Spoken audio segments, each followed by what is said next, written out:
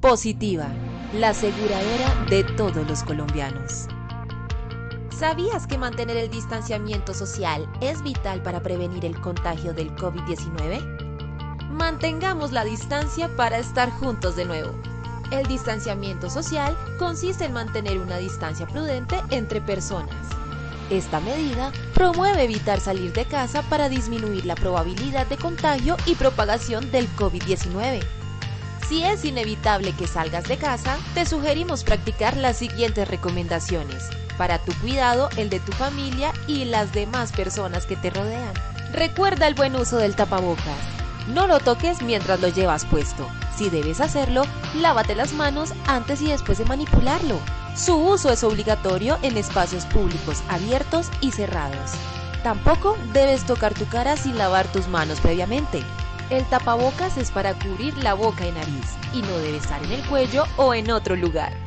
En lo posible conserva una distancia mínima de 2 metros entre tú y las demás personas cuando hagas filas o te encuentres en lugares públicos. Cuando ingreses a una sala de espera, ubícate intercaladamente dejando 2 sillas vacías. Así mantendrás distancia de los demás usuarios. Ten en cuenta al ingreso máximo permitido en establecimientos como bancos, supermercados, farmacias, centros de salud o comercios. El virus puede sobrevivir en el exterior por varias horas, infectando cualquier superficie. Por esta razón, evita al máximo el contacto con elementos cotidianos como barandas, puertas, manijas, dinero, cajeros electrónicos, interruptores, botones, bolígrafos, teléfonos públicos, grifos, inodoros y en general cualquier elemento fuera de tu hogar. Desinfecta constantemente tus objetos personales y aquellos que debas llevar fuera de casa con alcohol o líquidos aptos para desinfección. Los colombianos somos expresivos y amigables. No será fácil acostumbrarnos, pero es necesario reemplazar el uso de saludos como beso en la mejilla, apretón de manos y abrazos con alternativas que no implique contacto físico. Así evitaremos el contagio del COVID-19. Al toser y estornudar, cubre tu boca y nariz usando tu codo. En desplazamientos cortos, procura evitar el uso de sistemas de transporte masivo. En lo posible, utiliza medios de transporte individual, como bicicleta, vehículo particular o motocicleta, sin parrillero. Si debes usar transporte público, usa siempre tapabocas, lava o desinfecta tus manos apenas te retires del transporte y conserva distancia de 1 metro entre personas. Practica todo el protocolo de limpieza y desinfección que tu empresa haya implementado para retomar actividades en las instalaciones de la empresa. Sé cuidadoso con los elementos de bioseguridad que te asignen para tu cuidado personal. También es tu responsabilidad ser cuidadoso y desinfectar tu puesto de trabajo. Lo más esencial en la vida es conservar una buena salud. La responsabilidad y la prevención es compromiso de todos. Positiva, la aseguradora de todos los colombianos.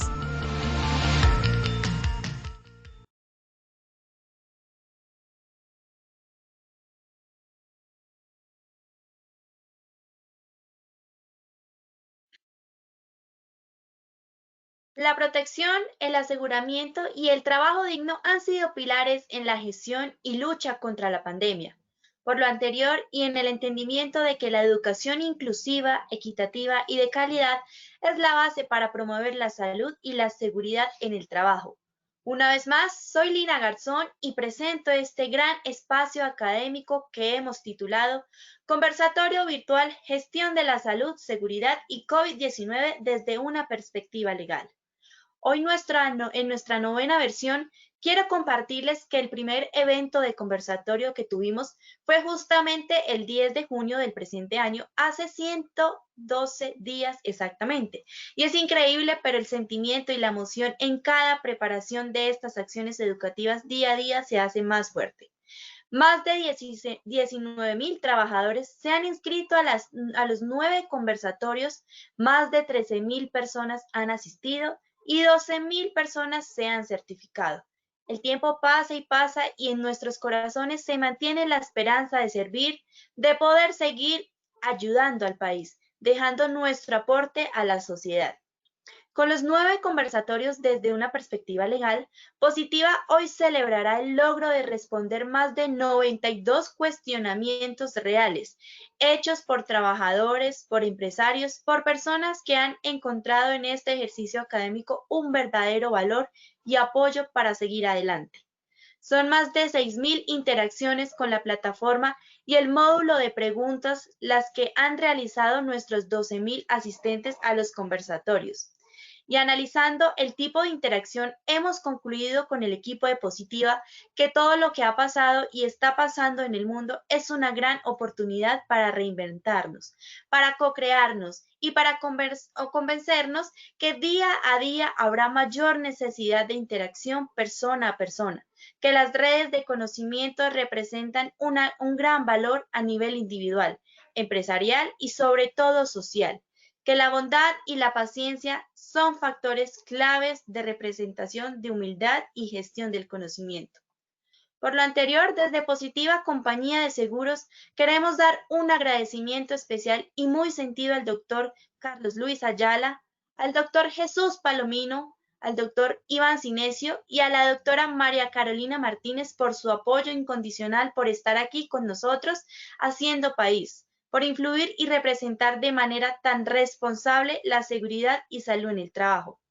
Y por supuesto, a nuestro líder positivo, el doctor Camilo Eusebio Gómez Cristancho, gracias e infinitas gracias por co-crear estos escenarios masivos de entrega de conocimiento, de aprendizajes, pasiones y emociones que afloran de las soluciones que se comparten con clientes, dando respuesta a sus inquietudes, siendo pequeñas, profundas, sencillas o de diversos niveles. Responder a nuestros clientes nos hace auténticos y gracias al doctor Camilo Gómez, hoy Positiva continúa encaminada a dejar un verdadero legado para Colombia, un legado de felicidad y conciencia por la vida. Damos inicio a nuestro conversatorio virtual 9. Gestión de la salud, seguridad y COVID-19 desde una perspectiva legal. Doctor Camilo, una vez más en tus manos dejamos esta importante acción educativa. Bienvenidos todos. Lina, muchas gracias. Buenas noches. Un saludo para quienes hoy nos acompañan, para nuestros panelistas. Un agradecimiento para toda la compañía Positiva por este esfuerzo que ha hecho de poder concretar estas estrategias de comunicación con todos nuestros afiliados y con todo el país. Y pues invito a quienes hacen parte del panel, porque estoy aquí ya angustiado, estoy solo y no veo a ninguno de los panelistas, para que por favor enciendan sus cámaras. Bueno, ya, doctor Palomino, buenas noches, doctor Iván, doctora Carolina. Yo dije, me tocó asumir acá la responsabilidad de responder cada una de las preguntas. Muy buenas noches a todos. Les doy la palabra para que por favor hagan un saludo para su audiencia, agradeciéndoles a cada uno de ustedes su presencia, como siempre lo hemos hecho, el tiempo que disponen para compartir con el país, todo lo que tiene que ver con esta manera de comunicarnos con ellos. Hoy la dinámica, pues recuerden que en una de nuestras sesiones son las preguntas escritas. Hoy aparecen videos, videos que obviamente pues es la expresión de cada una de las personas que desde su sentir, desde sus necesidades, abordan o quieren que nosotros les podamos brindar una orientación, más nosotros, más ustedes obviamente, y insistimos en que este es un espacio netamente académico, en donde desde la experiencia de cada uno de ustedes, de su formación, de todo lo que han trabajado en el tema de seguridad y salud en el trabajo, el conocimiento que tienen de las necesidades de los actores del sistema, pues colocan hoy al servicio de cada una de las personas que nos acompañan esos conocimientos. Es una actividad propia que, como les digo, no compromete a las instituciones que cada uno de nosotros pueda representar. Tenemos a veces pues la situación en que, como ya saben quiénes son los panelistas, pues se dirigen las preguntas específicamente a algunos de ustedes. Eso nos pasa con una pregunta que tal vez aparece más adelante, pero pues por el respeto también a cada una de las personas que las hacen, pues las hemos dejado. Tenemos en fila más de 60 preguntas en videos, más de 70 preguntas escritas que esperamos abordar, y como también en algún espacio lo consideramos, que podamos tener las memorias de esta serie de preguntas que ustedes han abordado de manera tan estratégica.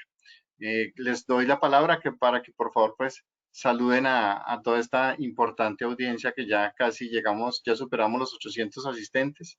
Doctor Palomino, buenas noches, buenas tardes, noches. Por juventud inversa, muchas gracias, muy amables. Lo que ven al fondo es mi onomástico de los 68 años y seguimos cumpliendo porque queremos volver a encontrarnos con ustedes, darnos un abrazo fraterno, físico, y ojalá que podamos salir de esto muy pronto. Buenas noches, compañeros. Buenas noches. Doctor Iván, ¿cómo está? Bien, doctor Camilo, muy buenas noches. Buenas noches, doctor Jesús, doctora Carolina, doctor Carlos. Buenas noches a todo el grupo de apoyo, Lina, y buenas noches a todos los asistentes. Esperamos que el día de hoy, pues, la tertulia sea agradable y muy enriquecedora para que se adquieran competencias para mejor toma de decisiones a partir de este espacio académico. Gracias, doctor Iván. Doctora Carolina. Bueno, bienvenidos todos y un saludo muy especial al doctor Camilo, al doctor Jesús, al doctor Iván, al doctor Carlos. Para mí es un placer estar nuevamente hoy aquí con ustedes y bueno, espero que tengamos un tiempo bastante divertido y muy académico para poder seguir creciendo profesionalmente. Saludos a todos. Gracias, Carolina. Doctor Yala, buenas noches. Buenas noches, doctor Camilo. Bueno, doctora Carolina, doctor Iván, doctor Palomino, muy deseándole un feliz cumpleaños, por favor. Entonces, que cumpla muchos más. Entonces, muy bien. Y doctor Camilo, muchas gracias y con mucho gusto. Estos son espacios académicos importantes, digo que para el sistema, porque el número de personas que constantemente están de manera activa en estos eventos, pues muchos de ellos son profesionales, tienen cierta responsabilidad dentro del sistema. Entonces, que esto sea un momento académico de conocimiento y de ayuda mutua. Gracias. Bueno, muchas gracias a ustedes. Ya entonces entremos de una vez en materia, nuestra dinámica de las 9 preguntas que traemos el día de hoy. Para la primera pregunta pido el apoyo del doctor Jesús Palomino y el doctor Carlos Ayala. Lina, por favor, entonces nos coloca la primera pregunta, por favor. Muy buenas tardes para todos, mucho gusto. Mi nombre es Dionel Porras, soy profesional de seguridad y salud en el trabajo de la Contraloría Municipal de Barrancabermeja. Bueno, mi pregunta es acerca del Plan Estratégico de Seguridad Vial. En julio del 2020 de este año salió la Resolución 7495 y la Ley 2050 del 2020, las cuales establecen la derogación de la Resolución 1231, que establece la guía metodológica para la evaluación de los planes estratégicos de seguridad vial. Una pregunta que se le realizó a las entidades de organismos de tránsito, se le manifiestan que ajusten los planes estratégicos de seguridad vial a estas normas. Mi pregunta es, no encuentro dentro de las normas cómo ajustar el plan estratégico de seguridad vial, ya que los planes estratégicos de seguridad vial que están en el momento se están guiando a través de la Ley 1565 del 2014. Quisiera saber cuál es la metodología o cómo se va a manejar la transición hacia esas normas. Muchas gracias. Muy buenas tardes para todos. Gracias. Doctor, si me permite, iniciar, gracias. Bien, dos precisiones muy pequeñas y puntuales porque es necesario aclarar. La Ley 2050 de 2020 no derogó a la Resolución 1231. Ya la voy a explicar ahorita. Ya ella estaba derogada. Y segundo, no hablamos de Ley 1565 de 2014, sino de Resolución 1565 de 2014. Entonces, permítanme rápidamente una mini línea del tiempo para decir lo siguiente. El Plan Estratégico de Seguridad Vial nace con la Ley 1503 de 2011, que nos obliga a diseñar el plan estratégico. Posteriormente, en el año 2014, el Ministerio del Transporte expide la Resolución 1565 a través de la cual obviamente nos entrega la guía metodológica para la elaboración del plan estratégico. Y como muy bien lo dice la persona que pregunta, esta resolución está vigente y es la guía sobre la cual todas las empresas hoy están elaborando su plan estratégico. Pero ¿qué ocurrió? Que en el decreto 1079 de 2015, decreto único reglamentario del sector transporte, se indicó que los planes estratégicos, él compiló uno de los decretos, se debían registrar ante los organismos de tránsito y efectivamente las empresas muy juiciosas acudieron a la Secretaría de Tránsito a registrar su plan estratégico. Tanto que algunas preguntaban, oiga, y se les dio un plazo X. El plazo, que si lo amplían, que si no lo amplían, creo que se amplió por ahí un poco y algunas decían, no me han informado nada. Posteriormente, en el año 2016, el Ministerio expide la resolución 1231 adoptando la guía metodológica para evaluar el plan estratégico. Revisemos. Si la empresa había registrado el plan, debía haber una guía sobre cómo evaluar ese plan. Por tanto, esta resolución 1231 fue acogida, la Secretaría de Tránsito la implementaron, pero en el año 2019 se expide el decreto ley 2106 suprimiendo algunos trámites de la administración pública y modificó a su turno el artículo 12 de la ley 1503. Recordemos, esta ley fue la que nos obligó a diseñar el plan estratégico. Y en la modificación a ese artículo se indicó en ningún caso el plan estratégico de seguridad vial requerirá aval para su implementación. Quiere decir entonces que a partir del año 2019, tácitamente por el decreto ley 2106, la resolución 1231 quedó derogada, porque ya la Secretaría de Tránsito no iban a evaluar y aprobar y dar aval a los planes estratégicos. Tanto que algunas empresas nos preguntaban en las exposiciones que hacíamos, no me han respondido. ¿Qué les decía yo? No se preocupe, si no le ha respondido primero es porque su plan debe estar muy bueno. Si usted quiere, escriba, pero mire, como ya no es necesario el aval, pero sí la obligación de implementarlo continúe. Y por ello el Ministerio del Transporte, lo cual yo acojo y me parece que es beneficioso, en este año expidió la resolución 7495 derogando la resolución que había adoptado la guía para la evaluación. En la práctica esto no cambió nada. No cambió nada porque esa guía de evaluación ya no se estaba realizando, ya no era exigible. Por tanto, hoy cuando se menciona la ley 2050 de agosto, esta ley no derogó la guía porque ya estaba derogada. Simplemente en esta ley se incluye que se puede verificar por los organismos de tránsito, se dan 12 meses para que el Ministerio de Educación, Ministerio de Trabajo, en coordinación con la Agencia Nacional, les pidan un programa pedagógico y como no es el tema explicar toda la ley, son más bien aspectos administrativos. Entonces concluyo para la persona que nos pregunta. Hoy su plan estratégico continúe usted con los lineamientos de la resolución 1565, armonícelo con las normas que existen y efectivamente cuál es la metodología o cómo se va a manejar la transición a esas normas. Con esta explicación que le he dado, no hay ninguna transición, simplemente se eliminó la obligación de registrarlo y la guía metodológica para su evaluación. Muchas gracias. Gracias, doctor Palomino. Doctora Ayala. Estamos muy de acuerdo, doctor Palomino. Lo único que puedo anexar es que la normatividad fuera de esta resolución 1565, parte está en el decreto 1079 del 2015 y la resolución 312, pero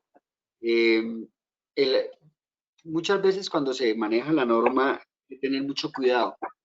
Se va uno a la ley 1503 del 2011 y toma una norma, no, es que ese artículo 12 tiene dos cambios. El primer cambio es con el decreto 2106 del 2019. Ya cambió el 12. Ahora se crea el 12A y donde se crea el 12A en la ley 2050 del 2020. ¿Dónde están los fundamentos? En el decreto único del sector transporte, en la resolución 1565 y la 302. Entonces, simplemente para complementar lo que acaba de reafirmar el doctor Palomino, pero ¿qué se va a expedir?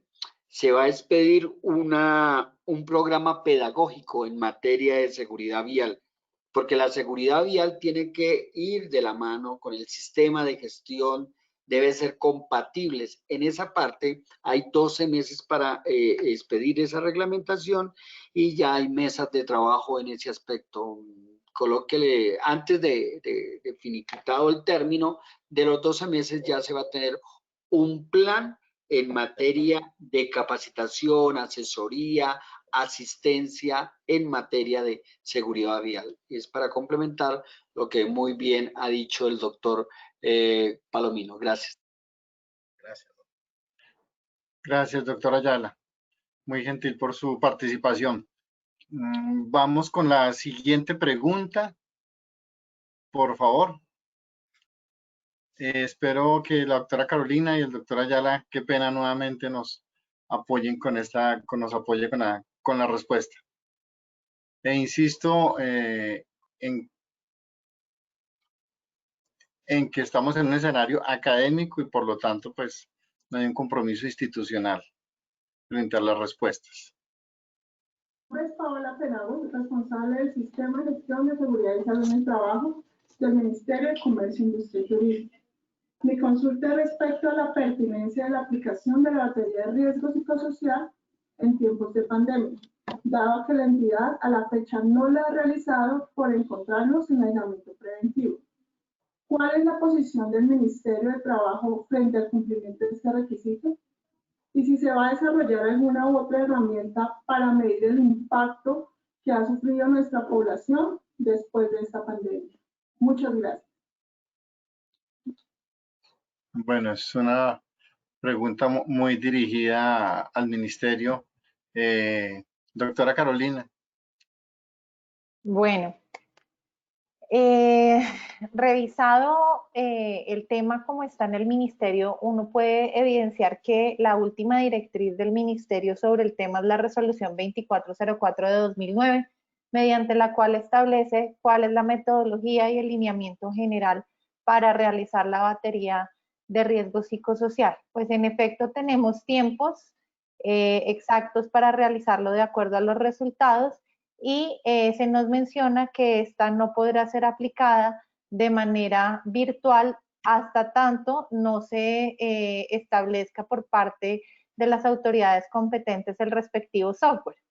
Desde la emisión de esta resolución hasta el día de hoy no se conoce algún pronunciamiento, o por lo menos yo no conozco algún pronunciamiento al respecto que diga que está suspendida la obligación de realizar la toma de la batería o que establezca un nuevo mecanismo. Seguramente me imagino yo que por toda esta situación que conlleva el COVID, debe existir un proyecto para que el software se dé un poco más rápido de lo que se esperaba, pues porque sí sería importante, uno, realizar la toma porque en efecto el COVID-19 ha generado nuevos factores de riesgo psicosocial y es algo que debemos atender dentro de la población trabajadora. Y dos, pues es claro que tenemos un aforo limitado en sitio. Por lo tanto, pues para ser concreta en la respuesta, si existe la obligación, sí, hoy en día sí existe, de seguir adelante con la toma de la batería. Y dos, la forma de hacerlo debe ser presencial respetando el aforo máximo permitido en la ley. No obstante, pues le doy la palabra al doctor Ayala, que con mucha más propiedad del Ministerio de Trabajo nos puede ilustrar.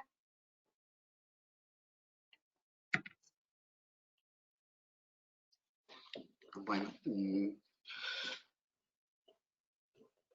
no hay la obligación de hacer la batería. Decreto 491 del 2020.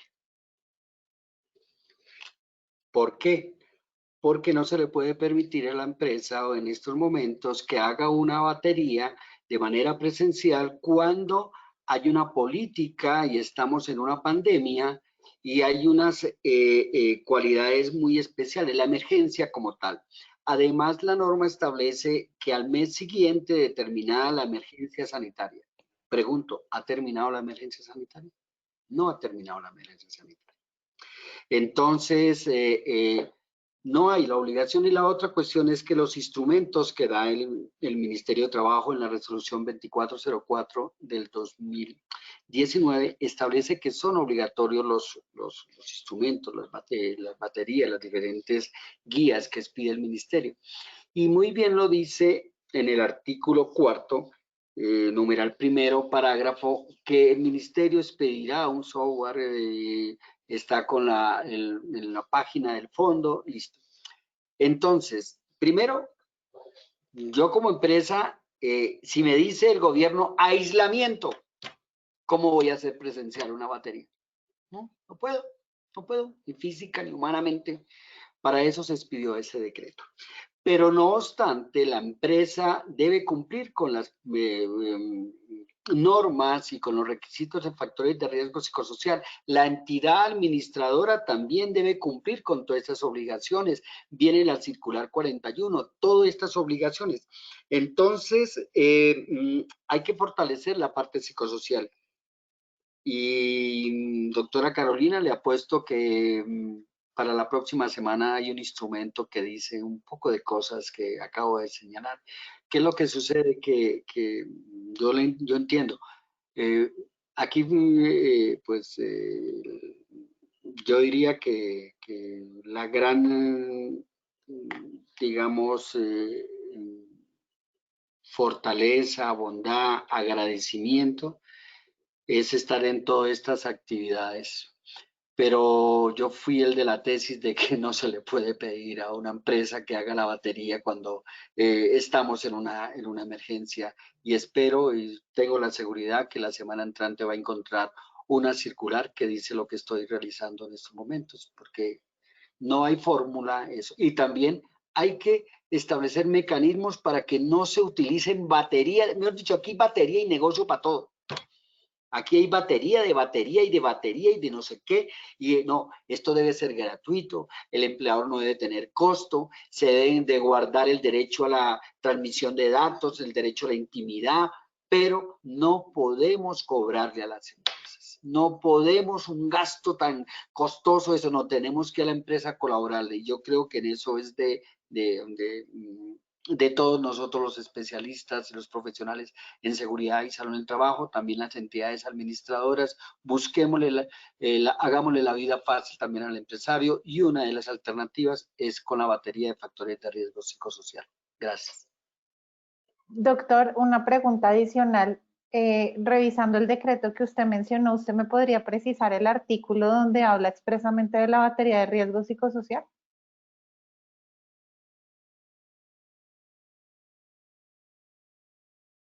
No escuchamos, doctor, qué pena, el audio. ¿Ahí me escuchan? ¿Aló? No, sí, al doctor Ayala no lo escuchábamos. Ah, perdón. Doctora, es tan amable, es el artículo 6º del decreto 491 del 2020. Es un decreto ley, son muchos requisitos, trámites, procedimientos que están en este momento suspendidos por la misma pandemia. Es la norma. No va a encontrar en el 41, en el 491 batería, no la va a encontrar la palabra. Por Okay. este instrumento circular le aclara y le da esa connotación, pero no va a encontrar usted en un decreto ley, sobre todo con decreto ley. Ese decreto ley es para muchos procedimientos. Es más, Sí, de acuerdo. Mire lo que tenemos hoy en día, tenemos firma digital. Y ya salió el decreto, ya estamos en otro que usted puede hacer trabajo en casa y a la vez firmar desde su casa, ya tiene todo. Esto es reglamentario del 491 del 2020, doctora. Gracias. Sí, lo estoy leyendo. Muchísimas gracias. Justamente por eso preguntaba, porque estaba buscando propiamente el trámite de la batería de riesgo, pero me queda súper claro. Muchísimas gracias. Doctor, muchas gracias. Nos ha orientado a muchos en estos temas y grandes interrogantes siempre surgen frente a eso y pues creo que nos ha dado claridad y estaremos muy atentos a lo que se pueda expedir en estos días. Muchas gracias. Y ese es el plus de sintonizar los conversatorios con Positiva. Así es, claro que sí.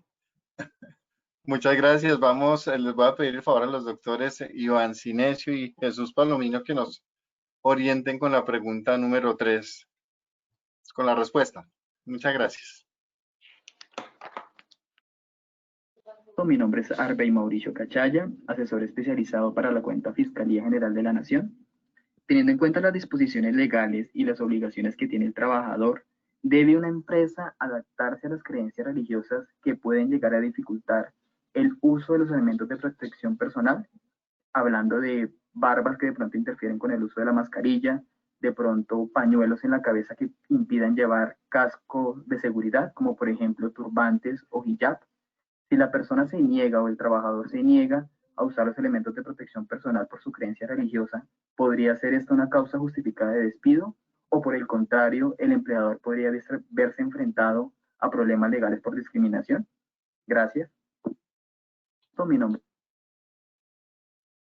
Bueno, muchas gracias por la pregunta.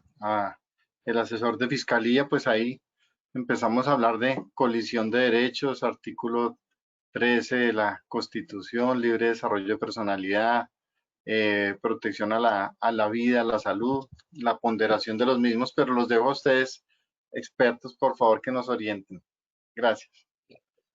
La edad primero, pero la edad inversa. Gracias. Bueno.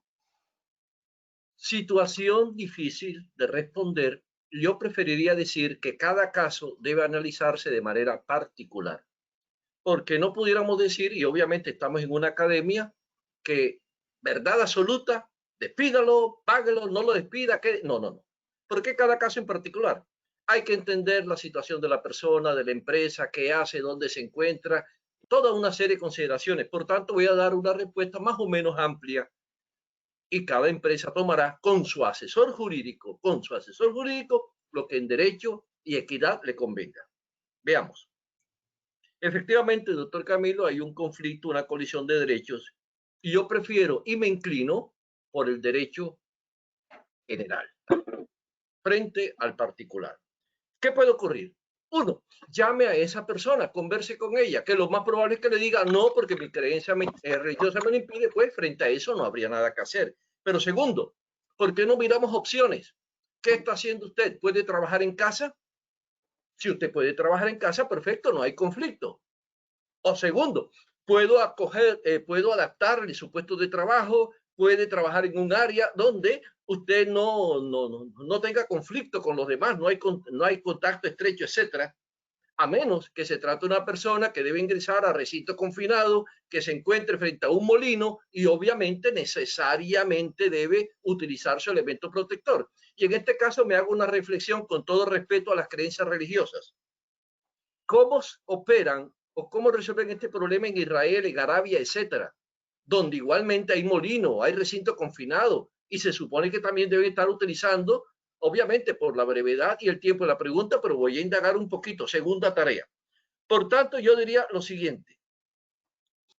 Si surtidas estas etapas, el trabajador insiste o no es posible enviarlo a casa, no es posible acondicionarle un sitio, etcétera, porque necesariamente tiene que estar en contacto con otro, yo diría, señora empresa, analice y estudie la posibilidad de dar por terminado su contrato unilateralmente, previa indemnización. Y obviamente prepárese para la tutela, prepárese para la demanda, pero haga el balance económico, porque entre dos males, el menor. ¿Cuánto cuesta este despido, esta terminación sin justa causa, previa indemnización frente a tutela o lo demás? ¿Por qué? Porque también debemos pensar que hay un derecho de otros trabajadores que igualmente dirán, respeten mi derecho y como usted no me lo está respetando, yo me retiro. Y es posible que la empresa se quede y mengue el número de sus trabajadores porque la familia le dirá, mira, ¿cómo vas a estar ahí? En fin, es una situación de conflicto que no es fácil darle solución. Si a mí llegara el caso, una de las opciones que diría, piensen, porque frente a las consecuencias legales que pudiera generar en caso de contagio de proveedores, clientes, etcétera, también la empresa se vería abocada a responder. Entonces, no será fácil. Y esto es culpa del señor COVID. Como muy bien lo ha dicho el doctor Carlos Ayala, nos cambió, llegó para quedarse. Obviamente no cambia las creencias religiosas, ya veo que por ahí el doctor Iván sobre ese punto va a rebatir, pero sí ha cambiado muchas prácticas internas de manejo, etcétera. Muy amables. Adelante, doctor Iván. Doctor Jesús, no, debate, digamos que no es tanto en el sentido negativo, sino en tal vez ponerle un poquito más de arandelas a una pregunta tan compleja que pareciera sencilla.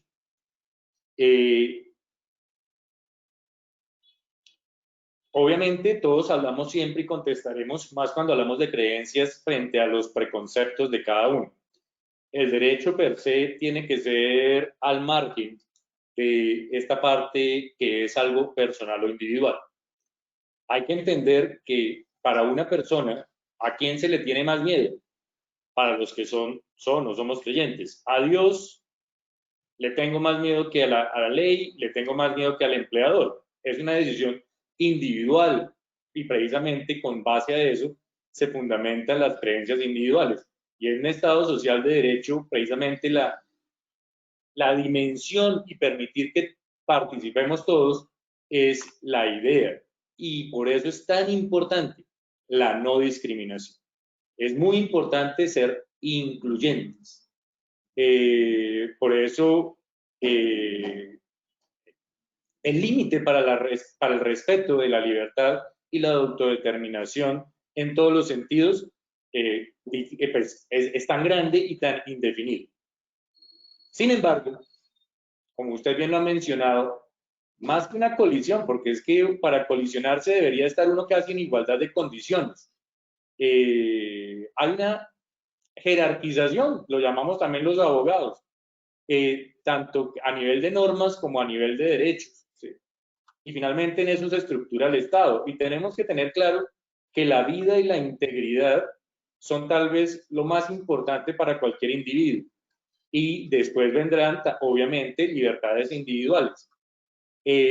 Incluso cada quien podrá autoponerse en peligro donde quiera, cuando quiera, por sus conceptos personales y por su fe. Eso también es respetable y el Estado lo debe respetar. Pero es que estamos hablando del lugar de trabajo. El lugar de trabajo es, si bien tiene que respetar muchas individualidades, el lugar de trabajo es per se un lugar para que yo me desarrolle, pero para ser una unidad productiva. Y hay obligaciones para cada quien. El empleador tiene una obligación de proteger la vida y la integridad de sus trabajadores por encima también de cualquier cosa, y eso no tiene ningún tipo de exonerante. Por eso existe el sistema de gestión. El sistema de gestión no es porque se lo haya inventado alguien que amaneció un día de miremos a ver qué nos inventamos para molestar a los empleadores. No, es una obligación estricta para proteger vida e integridad. Entonces la empresa que tiene que ser productiva tiene que cumplirlo y hacerlo cumplir porque está por encima la vida y la integridad y es una obligación de todos protegerla. En consecuencia, después de todo lo que he dicho, es para simplemente manifestar de yo tengo como empresa que hacer cumplir el sistema de gestión. Cualquier situación que vaya en contravía de la protección de la vida y la integridad, por más que sea un derecho personalísimo, no está jamás por encima de esa obligación. Para tomar ya decisiones, si lo puedo despedir o no, sí tengo que ir a cada caso concreto, porque hay que respetar las individualidades, sin que se pueda dejar de omitir una obligación imperativa, de obligatorio cumplimiento como es el sistema de gestión. Habrá que ver cada caso particular, pero si la persona tiene esa posición de que le tengo más temor a Dios que a usted, empleador, pues está bien, usted le puede tener más temor a Dios y a su creencia y es válido y es respetable, pero entonces es incompatible el lugar de trabajo, la actividad, con el tema de la creencia como tal, porque estamos frente a normas de estricto y imperativo cumplimiento. ¿Van a haber riesgos? Sí, cada quien tiene derecho a tratar de exigir que se le cumpla su derecho, que se le respete, pero esperaría que los jueces o una autoridad administrativa entiendan y tengan tan claro de que no se puede jamás exponer, ni siquiera la misma persona, porque la persona puede decir, es que el que me pongo en riesgo soy yo. Sí, pero es que usted se puede poner en riesgo, claro, pero el sistema de gestión me lo obligan es porque el riesgo que yo le estoy generando como empresa se lo tengo que tratar de controlar y no me pida que yo lo ponga en riesgo. Arriesguese donde usted quiera, pero no aquí, porque la empresa es mía. Y yo tengo que cumplir. Y yo tengo que cuidarlo a usted. Entonces, no es que usted quiera poner en riesgo, yo lo tengo que cuidar. Entonces, por más que se quiera poner en riesgo, no le va, o sea, no tendría por qué facilitársele a la persona. Con mayor razón si va a poner en riesgo a otras personas. Porque esa persona que pone en riesgo a otro, y si yo se lo tolero, podemos asumir las consecuencias jurídicas, civiles, penales por el incumplimiento. La vida está primero en nuestro Estado de Derecho. Respetemos. Entonces, no, doctor, estoy totalmente de acuerdo con usted, pero queda para debates éticos, claro, pero jurídicamente respuesta es solo una. En mi criterio, ¿lo puede despedir? Sí. Para de pronto buscar y blindarse. Si necesita pedir una autorización, trate de gestionarla, que le den una cita rápido para tener una aval. Si no, arriesguese. Trate de hablar con el trabajador, llegue a un acuerdo, terminación de mutuo acuerdo. Pero lo que sí es, no le permita que se exponga, no exponga a los demás y, ante todo, respete el sistema de gestión porque los elementos de protección personal están para proteger la vida y la integridad. Totalmente de acuerdo, doctor. Muchas gracias, doctor Iván. No sé, doctora Carolina, doctor Carlos Ayala, ¿algo para adicionar? Perfecto. Yo sí, yo la verdad soy o congenio con la postura de Iván. Lo único que agregaría serían dos cosas. Dos, que es supremamente importante dejar todo muy documentado, es decir, las instrucciones que uno le da, la negativa a hacerlo. Y adicionalmente yo creo que aquí nos mezclamos con temas disciplinarios porque obviamente cuando estamos hablando de las obligaciones de respetar al sistema de seguridad en salud y en el trabajo, también estamos hablando de una obligación legal. ¿Esto qué quiere decir? Que si yo la incumplo, puedo verme sujeto a sanciones disciplinarias desde el punto de vista del contrato de trabajo. Entonces, de manera previa o cuando se establece una estrategia, tal como lo estaba mencionando Iván, me parece oportuno resaltar que se debe hacer uso de todos estos mecanismos. Y un argumento adicional que me gustaría adicionar, que yo creo que sí lo mencionó el doctor Iván, pero me gustaría dejarlo expresamente puesto sobre la mesa, es la prevalencia del interés general sobre el particular. Entonces yo no puedo, cuando estoy en una comunidad, darle más valor a un valor individual o a un derecho individual cuando tengo del otro lado una colectividad. Y si esto lo amarro a lo que también el doctor Iván planteó, es el campo de responsabilidad, especialmente civil, que se le puede venir al empresario, pues es altísimo. Más aún cuando la jurisprudencia tiene una jurisprudencia o una posición muy fuerte hoy en día, donde el eximente de responsabilidad, es decir, la propia culpa de la víctima no lo va a eximir de responsabilidad porque el deber que se le exige hoy en día al empleador es mucho más fuerte que años anteriores. Entonces quisiera solo complementar con eso. Muchas gracias, Carolina. La siguiente pregunta, tenemos 993 asistentes en este momento, a quienes les agradezco su presencia. La siguiente pregunta, la número 4, voy a pedir el favor al doctor Palomino y al doctor Ayala que nos apoyen con la respuesta.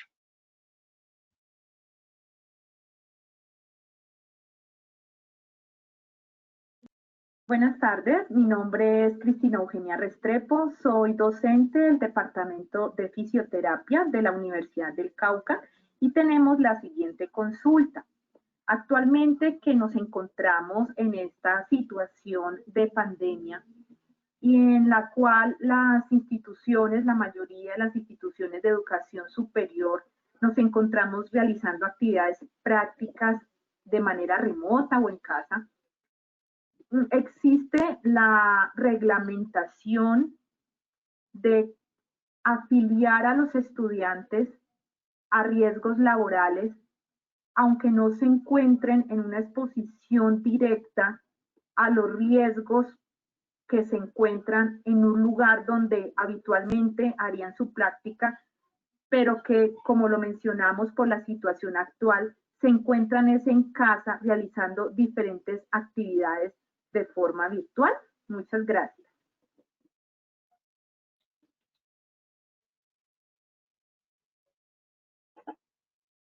Bueno, permítanme iniciar. Sí, efectivamente, si observamos el decreto 055 de 2015 compilado en el 1072, así lo señala, pero es una situación que por efecto, como lo dice la docente, de pandemia, habría que analizarlo desde el siguiente ámbito. Veamos. El estudiante no está realizando práctica en una empresa, está en casa.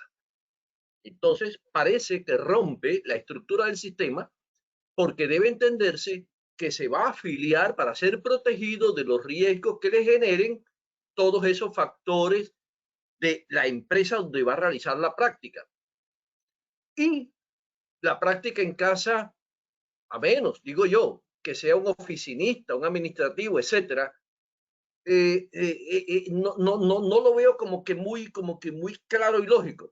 Más bien yo preferiría irme por el principio de la autonomía universitaria, donde, es mi concepto, la universidad pudiera validar para algunas carreras o algunas áreas tales trabajos, tales actividades o X tareas, porque miren, hoy no es fácil, y no lo fue en el pasado tampoco, conseguirle a esos muchachos cupos en las empresas para que hagan sus prácticas. Por tanto, frente a la imposibilidad de hacer la práctica, mi pregunta es, ¿debe entonces la empresa afiliar a un sistema cuya cobertura prácticamente, porque estamos descubriéndole su trabajo en casa? En fin, se pudiera decir que efectivamente, pero es que él no está haciendo la práctica en ninguna empresa. Está en casa realizando algunos trabajos que la pregunta es, habría que analizar. Concluyo diciendo, igual que las anteriores preguntas, cada caso hay que analizarlo de manera muy particular, pero me inclino en que una opción puede ser la autonomía universitaria ante la imposibilidad de una práctica real, validarle ciertos trabajos y aún subsiste entonces, ¿debo o no afiliarlo a la ARL? Doctor Carlos Ayala, como dijo nuestro libertador, salve usted la patria.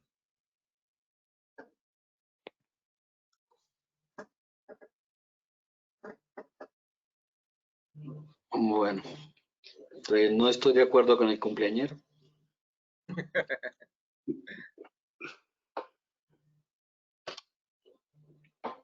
Se estaba ideando el decreto 055 del 2013. Era una locura. Se estableció como estaba en Costa Rica, en Chile, y se observó que el estudiante que es fuente de ingreso para la institución o que está dentro de su actividad para graduarse, pues hay que protegerlo. El estudio es un trabajo. El estudio, su nombre lo dice, es una carrera, una protección. Yo siempre he querido reglamentar el artículo 14 del decreto ley 1295 del 94, que establece que se debe dar protección en riesgo sin importar el nivel ni nada. Está ahí quietico. Ese seguro estudiantil no es obligatorio, así es de que no, y es un seguro, listo. Una persona que está conforme al decreto 1072, pues yo diré al doctor que porque a veces uno se aprende hasta los números, es el 2.2.4.2.5 del decreto 1072, porque es que como todos los días hay que escribir, todos los días hay que contestar, todos los días. Entonces a veces se lo aprende uno de memoria y sobre todo con figuras tan lindas como el apoyo al estudiante. Yo me siento satisfecho y es un orgullo internacional ver cómo Colombia tiene una cobertura de más de 350.000 estudiantes. Salió la pandemia, está de práctica, usted no va a ir a la empresa, pero es que el muchacho está trabajando en su casa y está haciendo un informe y está haciendo unas actividades, entonces no lo protegemos. No, tiene los mismos derechos y garantías que cualquier trabajador tiene la cobertura. Se le aplica la circular 41. Entonces, no, es que usted tiene que ir a las empresas. No. Es que muy bien, esto nos cambió todo. ¿Y por qué no protegemos a un estudiante que esté en su casa haciendo trabajo en casa? ¿Está afiliado? ¿Tiene derecho a todas las coberturas y prestaciones? El muchacho lo volvemos loco con colocarle trabajo. ¿Y por qué no lo protegemos? Es un trabajador. Y esa fue la conquista que se hizo con el decreto, que no lo mencionó el 055 porque es el 1072. Entonces, es un trabajador. Hay que darle cobertura. Que no es un trabajador. Bueno, no es un trabajador, no recibe salario y todo. Pero el gran avance de la legislación colombiana es que lo trata como un trabajador. Y tiene derecho a todas las prestaciones económicas y asistenciales. Y es más, lo debemos incorporar a los sistemas de gestión y establecemos todo un resto de actividades. Entonces, el trabajo en casa no se le aplica al estudiante, se le aplica con todos los derechos y garantías. Y una persona no requiere estar en la empresa para estar trabajando. Un estudiante puede hacerme una maqueta, una plancha, un informe, un análisis, un estudio, muchas actividades. El estudio es un arte, una profesión. Nosotros los que vivimos de la información, la mayoría tenemos estas manos, miren, pero ¿qué? Los ojos aquí, nos duelen los brazos, esto. El estudio es un trabajo digno. Gracias. ¿Derecho de réplica? No, no es directamente un derecho de réplica, más bien una aclaración, sin justificar mi pregunta porque no es justo ni obvio, pero en el entendido, y estoy totalmente de acuerdo con el doctor Ayala, que si el muchacho está en casa trabajando y realizando la práctica y está recibiendo una compensación, un dinero, un apoyo y sostenimiento de la empresa, obviamente, doctor, ahí no tenemos ninguna discusión porque él está trabajando. No importa que vaya a la empresa porque está haciendo el trabajo en casa, trabajo remoto, se equipara a cualquier otro trabajador. Pero mi respuesta, como entendí la pregunta, es que el muchacho, que puede ser la variante de la pregunta, no ha encontrado cupo para hacer su práctica y la universidad lo ha enviado para ese semestre para que esté en casa. Ahí es donde yo encuentro no un vacío, sino no encontré la respuesta adecuada. Pero estoy totalmente de acuerdo con usted y es cierto, si la empresa lo acogió, lo aceptó, es una modalidad especial de contrato de trabajo, tiene todos la cobertura, frente a eso no hay discusión. Gracias. Muchas gracias, doctor Palomino. Para la siguiente pregunta voy a pedir el apoyo de Carolina e Iván para que por favor nos ilustren. Muchas gracias. Muy buenas tardes. Mi nombre es Stephanie Suárez, coordinador de Seguridad y Salud en el Trabajo. Soy empleada de la empresa UT Aguajira Azul. En nuestra empresa tenemos una pregunta.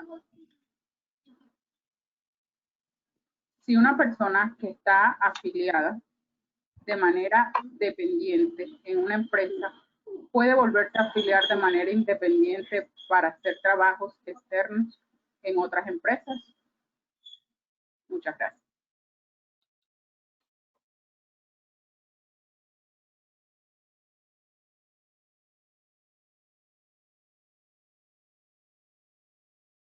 Gracias, doctora Carolina. Creo que le están dando la palabra al doctor Iván. Ok.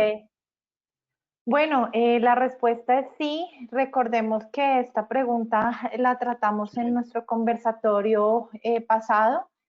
Concluimos que claramente la persona se puede afiliar en calidad de trabajador dependiente y a la vez de independiente. Y la regla que nos establece la norma es que debe ser a la misma ARL que se encuentra como dependiente, y ahí hago uso de las facultades de cita de los artículos, que eso está en el artículo 2.2.4.2.5.2 del decreto 1072 de 2015, donde nos dice las reglas de afiliación. Muy juiciosa, Carolina. Señor. Doctor Iván. Totalmente de acuerdo con la doctora Carolina. No solamente decir si se puede, no es que le toca. Porque es que la seguridad social, entendámosla, que es un derecho irrenunciable. Pero entendamos además que las cotizaciones en materia de seguridad social son completamente obligatorias y son un parafiscal. Entonces, todo independiente que realice una actividad externa, adicional y complementaria, debe estar afiliado a la seguridad social de manera obligatoria, pagando siempre las cotizaciones a salud, a cotizaciones a pensiones. Y en casos particulares es obligatorio, además, también la cotización al tema de riesgos profesionales. Solamente extraordinariamente hay casos donde se permite para los independientes, porque digamos que se va volviendo casi como regla general, la afiliación voluntaria en riesgos profesionales, pero que si puede en esos casos que es excepcional, claro que puede, con las salvedades que dice la doctora Carolina, porque es que si no, si llega a sufrir un accidente con esa labor complementaria, pues no va a tener cobertura. Y si ya pagó la cobertura en salud y en pensiones, que son porcentajes mucho más altos, dependiendo obviamente en riesgos de la actividad de riesgos, mire, cúbrese y protéjase también en riesgos. O sea, nada se lo impide, pero es que además, vuelvo, insisto, no olviden que es obligatorio estar afiliado a Seguridad Social y pagar los aportes mientras no se supere el tope, incluso en salud y en pensiones. Y no hacerlo, sí lo va a exponer, uno, a faltas de cobertura en materia de riesgos, y número dos, después adicionalmente, en temas de vigilancia y control de la UGPP por el no aporte como independiente cuando corresponde. Mientras no supere los topes, le toca. Muchas gracias, doctor Iván. Hemos llegado a la mitad, un poquito más de la mitad de nuestras preguntas del día de hoy. Es tiempo de tomarnos un café. Entonces, espero que tengan a la mano su pocillo. Carolina toma café. No. Hay Muchas que enviarle gracias. su correspondiente MUX. Por favor, muchas gracias. Claro que sí. Ya me puse acá un poco, me sonrojé por el tema del pocillo, del MOOC. Creo que No, voy a pero perder se entiende, un premio se de entiende. Navidad. Se entiende porque fui la última en ingresar al grupo, entonces es el segundo conversatorio, ya para el tercero puedo alzarlo, entonces no hay problema. Ya la producción había Claro que disminuido, sí. entonces hay que volver a reactivarla. Total. Claro que sí. Lina, ¿nos quieres compartir algunos de los comentarios de quienes nos acompañan, por favor?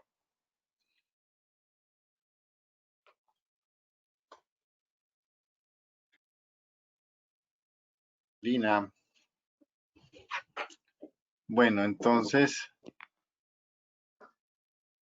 si les parece, le damos tiempo a Lina que haga esa pequeña revisión y pasemos a la pregunta número 6, por favor. Muy bien.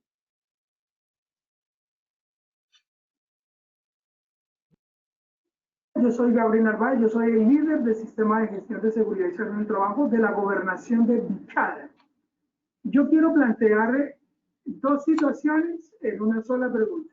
Primero, parece ser que los mandos medios o el personal administrativo no tiene una claridad meridiana sobre las patologías preexistentes y su incidencia con el COVID-19. Razón por la cual diera la impresión de que no hay el máximo interés en el tema de del aislamiento selectivo, de los horarios flexibles, etcétera. Esa es la primera parte. Y lo segundo es una pregunta: ¿cuáles son las implicaciones legales? ¿O cuál es el marco legal y cuáles son las responsabilidades civiles y penales para el personal que tiene subalternos o subordinados y no se da cumplimiento a las normas del sistema de gestión y en este caso particular a las normas del COVID-19. Muchas gracias. Muchas gracias. Voy a pedir el favor que sea el doctor Iván y el doctor Ayala quienes los ilustren con la respuesta. Les doy la palabra. Doctor Carlos, sé que este tema le apasiona a usted bastante, a mí también. Le doy la palabra porque ha liderado una postura que además comparte, o sea, frente a la exigibilidad y las consecuencias que debe tener el incumplimiento. Pero le cedo a usted la palabra para que refuerce esta idea que creo que es tan importante. Hace tiempo escribía de las diferentes responsabilidades, laboral, civil, penal, administrativa. Estamos hablando de año de 1999. En esa época era una locura hablar de eso. Hoy en día, por los pronunciamientos de la Corte y las diferentes situaciones, ya es una tesis establecida en nuestro país. La pregunta va de las comodidades, del aislamiento selectivo, de esas obligaciones, pues la empresa, su personal debe estar comprometido.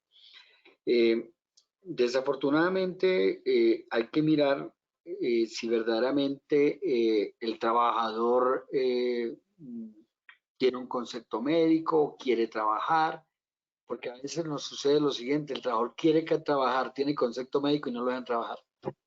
Es todo lo contrario. Aquí es lo contrario, tiene comorbilidad y al contrario, lo obligan a trabajar, ¿no? Entonces, eso hay que examinarlo muy bien y entonces ya hemos hablado sobre este tema de las comodidades, de lo que se debe hacer. En materia de responsabilidades, aquí veo que es una entidad pública. Como es una entidad pública, hay que tener cuidado porque se aplica el decreto 1848 de 1969, artículo 6 para los trabajadores oficiales. No se aplica el artículo 216 del Código Sustantivo de Trabajo. Hay un trámite especial, no es el mismo de la culpa patronal del 216. En eso hay que tener mucho cuidado, y si es una entidad de empleado público, la falla en el servicio de reparación patrimonial.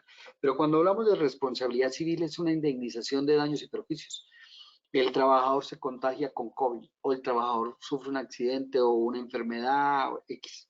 Entonces está esa falla en el servicio y hay que indemnizar, reparar, pero todo depende de la carga de la prueba.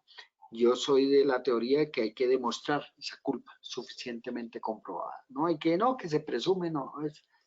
Es establecer jurídica y técnicamente que el empleador incurrió en esa culpa patronal, ya llamen trabajador oficial, trabajador del sector privado o empleado público. ¿Qué pasa con el funcionario subalterno? Viene la acción de repetición. Entonces se podría en un momento determinado a ese funcionario que fue negligente, que es el jefe, el supervisor, una acción de repetición, pero se demanda es a la entidad, a la persona jurídica. La responsabilidad civil va en contra de la empresa y no se puede descontar lo que o que se le cancele por parte de la responsabilidad laboral.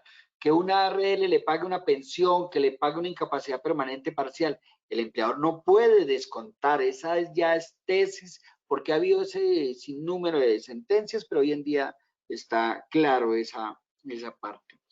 Después viene la responsabilidad penal, que es lo que le debe preocupar habla del subalterno, un jefe de área, jefe de sección, que le importa un carajo lo que es seguridad y salud en el trabajo.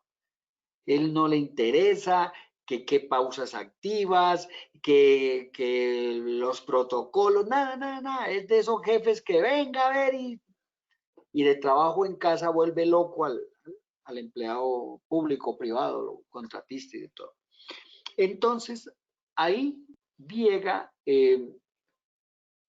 perturbación psíquica, que es una de las figuras que se está tomando cuando yo afecto, le causo una lesión. Hay el concepto de psiquiatría y vuelvo loco a Zoila. Listo, muy bien.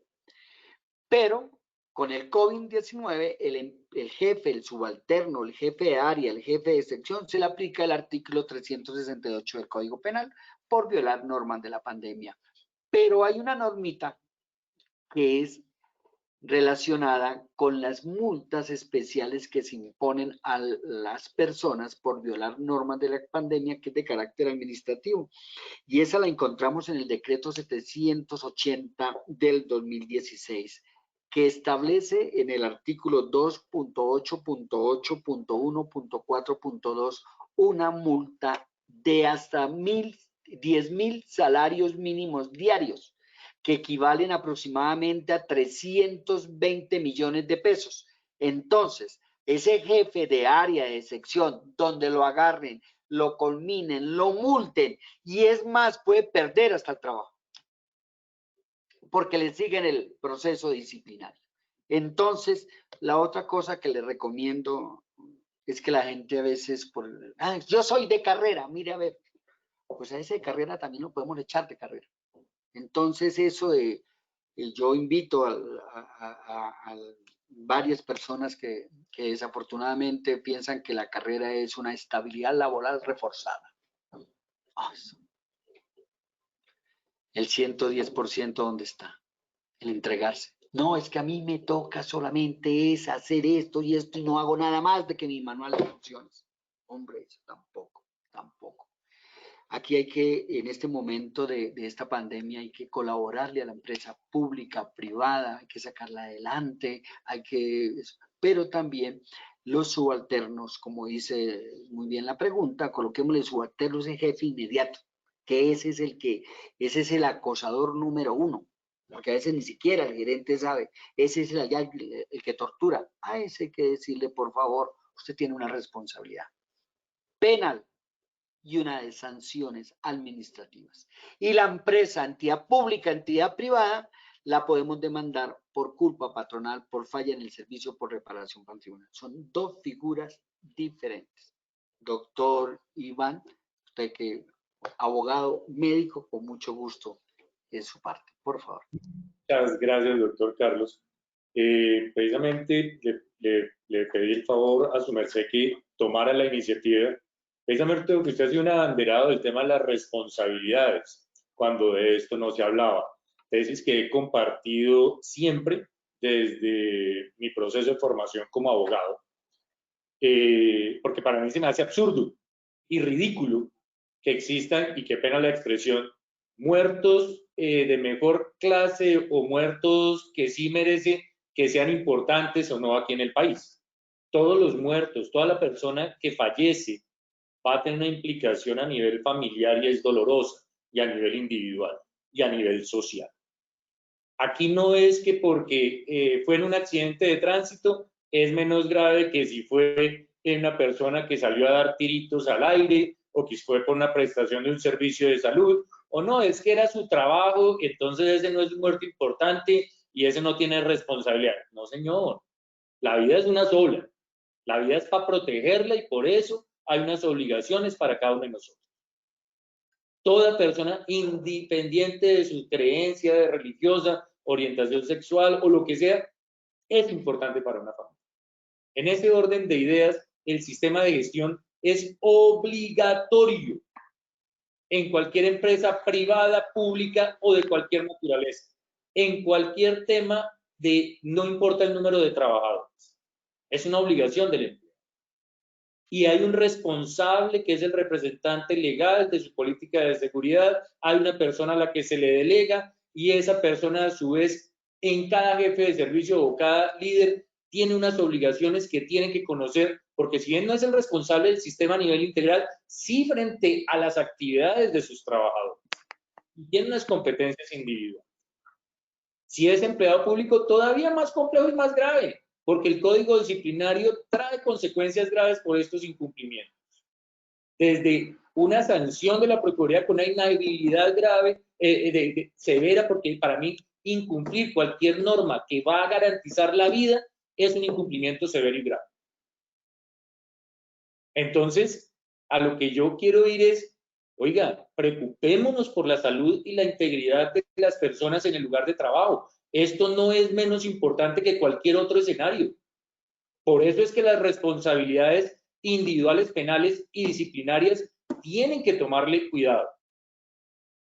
Ya lo están entendiendo los jueces, ya lo están entendiendo los abogados también.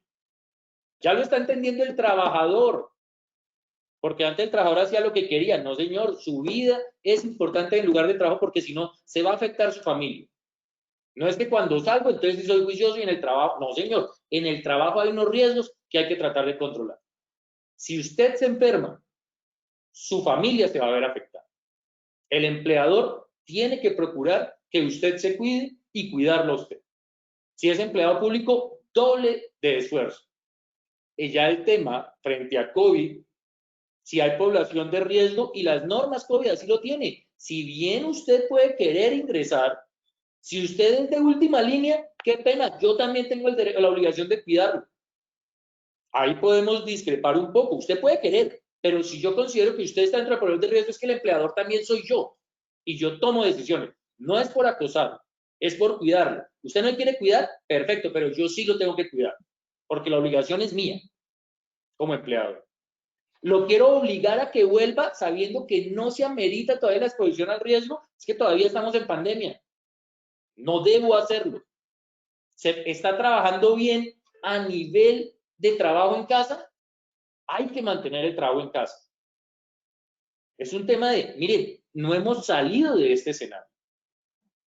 Para mí es una gran preocupación ver cómo se dijo que cambiamos la condición y la situación y Bogotá, todo el mundo para la calle.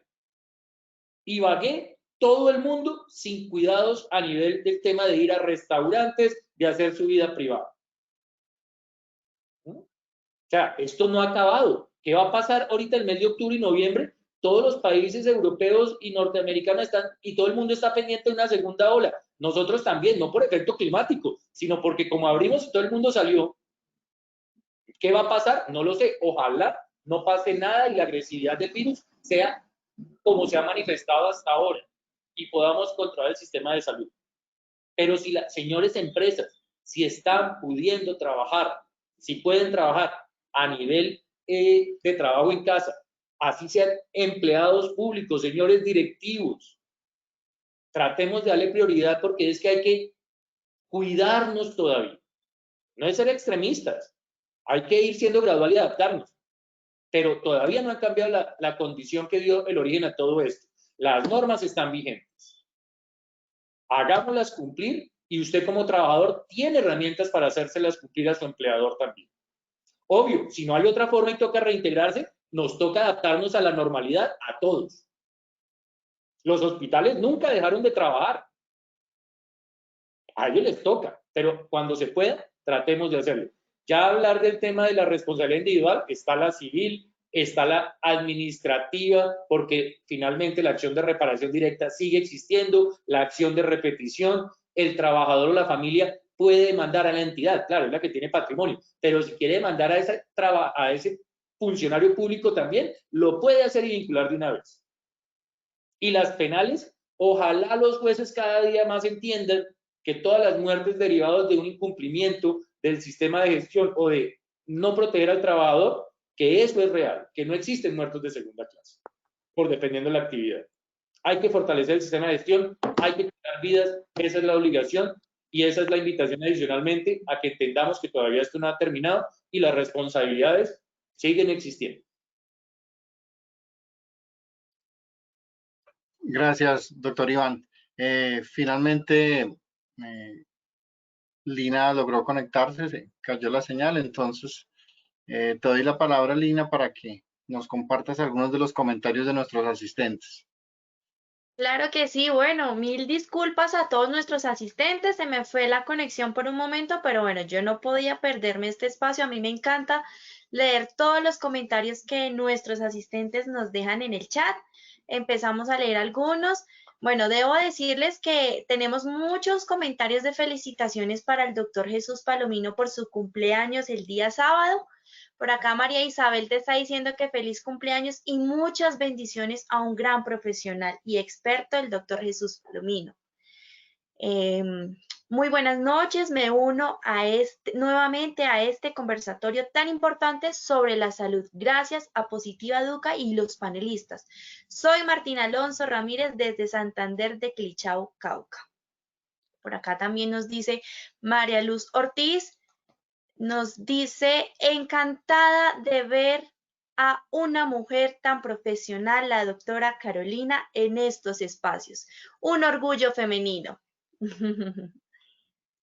Degis Daza nos dice, dichosa y encantada de poder asistir a estos espacios de formación y aprendizaje. Cordial y afectuoso saludo a todos los panelistas y maravilloso equipo de Positiva Educa. Bueno, seguimos por acá leyendo. Muy buenas noches, Positiva ARL. Excelente taller, nos dice Eduardo.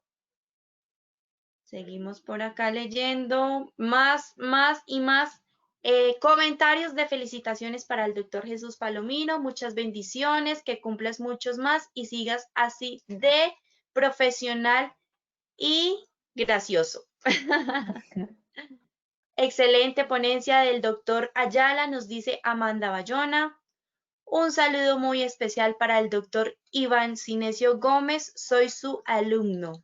Por acá nos dicen, buenas noches, me encantan estos espacios que Positiva Educa siempre nos da. Gracias por traernos los expertos, por traernos personas tan profesionales y por enseñarnos tanto cada día y cada noche. Nos dice por acá Luis Alberto. Bueno, tenemos muchos comentarios, de verdad, muchas gracias a todos nuestros asistentes por esos comentarios tan bonitos que nos dejan. Y si de pronto alcanzamos más adelante, seguiremos leyéndolos. Doctor Camilo, los dejo nuevamente. Bueno, Lina, muchas gracias a ti y a nuestros asistentes y nuevamente a nuestros panelistas. Vamos con la siguiente pregunta, por favor. Le pido el favor a Carolina y al recién cumpleañero doctor Palomino que nos apoye con la respuesta. Buenas tardes, soy Diana Jaime, responsable de Seguridad y Salud de la empresa de transporte de pasajeros Cotraservo. Mi inquietud es la siguiente. ¿Cuándo se considera accidente laboral en caso de modalidad de trabajo en casa? Muchas gracias.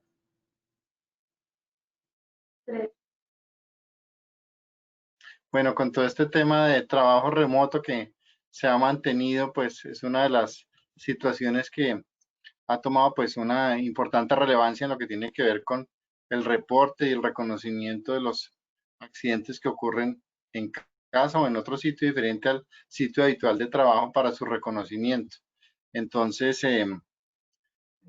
gracias a quien nos pregunta desde Boyacá y quedamos muy atentos a la respuesta. Doctora Carolina, doctor Palomino. Muchas gracias. Bueno, para dar respuesta a esta pregunta debemos irnos a la definición de lo que es el accidente de trabajo. Esto está establecido en el artículo 3 de la Ley 1562 de 2012.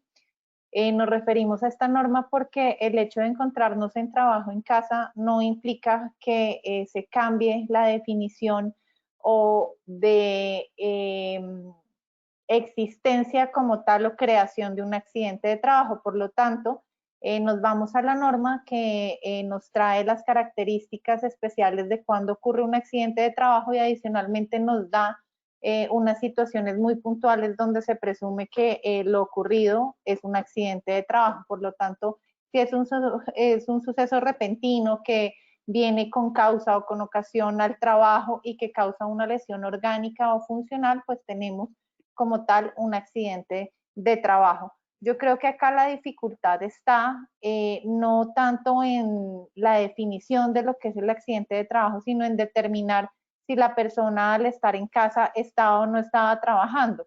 Entonces, pues para determinar ello, lo importante, ¿qué va a ser? Uno, pensaría yo que desde que estemos en trabajo en casa, es capacitar a las personas, no olvidar que todo lo referente a seguridad y salud en el trabajo sigue vigente, que debemos darle las instrucciones a nuestros trabajadores de cómo deben trabajar correctamente en casa, contar con una buena silla, contar con una buena iluminación, cuáles son las condiciones ideales y bueno, adicionalmente establecer el protocolo de qué vamos a hacer si ocurre un accidente de trabajo. Obviamente también hay que comunicarles porque no todo el mundo lo sabe que es un accidente de trabajo y cómo ocurre.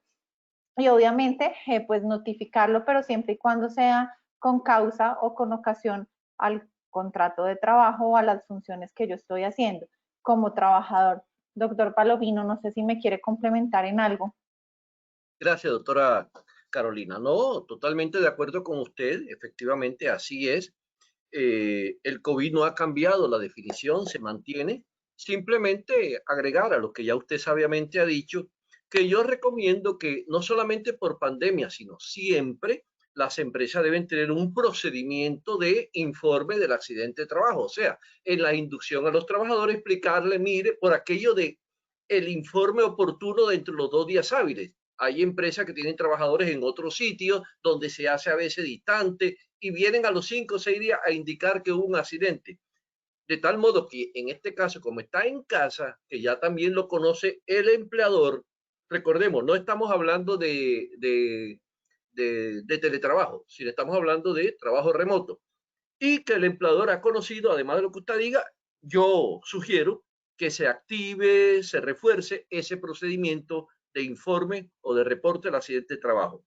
Y lo segundo diría, considero, es mi concepción, y creo no equivocarme, no somos nosotros, los humildes ciudadanos, quienes legalmente definamos y califiquemos el origen de un evento. Nosotros reportamos, la empresa reporta, ya define las instancias, EPS en primera instancia, si hay divergencia, la Junta Regional, Nacional, etc. ¿A dónde quiero llegar? Que hay que creer en la buena fe. Si el trabajador informa, reporta un evento que muchas de las veces no tiene testigo, porque está solo en casa.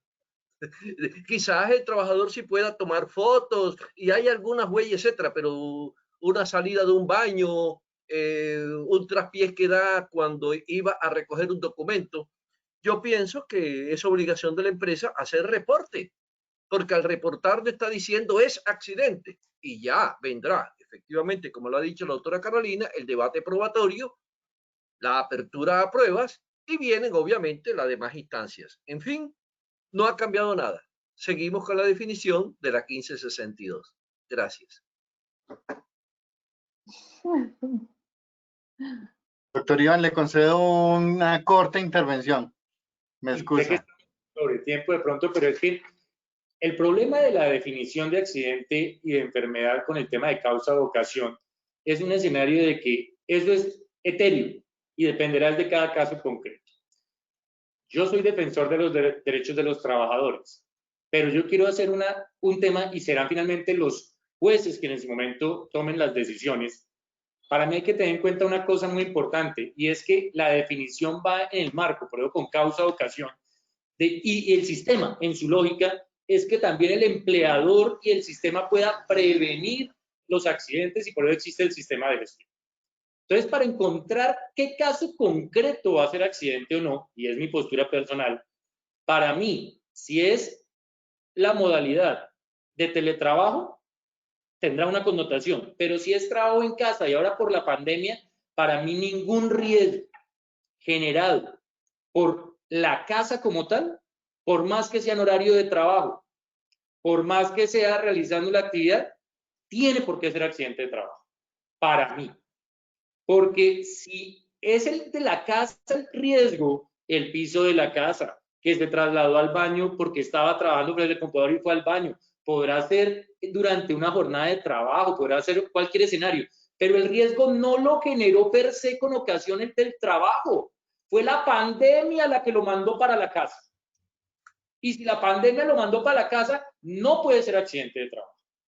Los riesgos inherentes y propios de la casa desde el punto de vista locativo. No así el riesgo psicosocial, ese sí es del trabajo, pero los riesgos de la casa, de la silla. Se le rompió la silla de la mesa de donde estaba trabajando, accidente de trabajo, para mí no, para mí. Porque no es con ocasión del trabajo, es con ocasión de la pandemia que resultó usted trabajando allá. Es que hay que ponerle lógica completa al tema. El accidente va ligado a una actividad de promoción, a un sistema, Pero si yo como empleador no puedo controlar ese escenario y allá está no por el trabajo, sino por la pandemia, ¿por qué esos casos tienen que ser accidentes? ¿Por qué es que confía en la buena fe? No, claro, hay que confiar en la buena fe, pero es que no es con ocasión del trabajo. Ah, que estaba trabajando. Sí, pero allá en la casa con ocasiones de la pandemia. Es mi postura, vuelvo y digo. Sé que el doctor Ayala allá está, que quiere incluso hablar porque tiene una posición totalmente distinta probablemente, ¿sí? Todos tienen la postura de que de pronto no, pero es que no todo se puede volver accidente de trabajo. Desequilibra también la ecuación financiera en un momento determinado. El sistema cubre por riesgo común, pero es que estar en casa no es culpa del trabajo. Lo estoy protegiendo. Entonces, tras de que lo protejo estando en la casa como medida, además va a ser accidente. En mi criterio, no debería. El riesgo locativo de la casa. Todo lo que demás sea con causa de ocasión, de pronto sí. Pero el locativo de la casa, para mí no. Para mí. Y así nos quitamos todos esos problemas de una vez también, de que sí, de que no. No debería ser, en mi criterio. Bueno, gracias, Iván. Esos son de los temas que uno ni siquiera en los ámbitos académicos los pone muchas veces en discusión. Yo, de hecho, ni lo pregunto en evaluaciones, ni lo hago muy abierto para que se genere debate sobre un ejemplo, si es accidente o no, porque bien lo dijo el doctor Palomino, bien lo ratificó el doctor Iván, es un juez el que finalmente, en la mayoría de los casos, nos va a decir si es accidente o no, después de que pase ese trámite administrativo, el proceso de calificación del origen, el que frente a unos elementos probatorios defina si es accidente o no, pero obviamente muy pertinente las posiciones de ustedes. No sé si alguien quiera hacer algún aporte adicional al tema de la pregunta que nos acaban de hacer.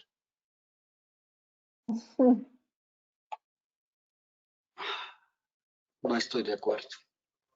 Con todo el respeto, como dice el doctor Iván, es mi criterio. Pero es que hay algo que se llama la doctrina.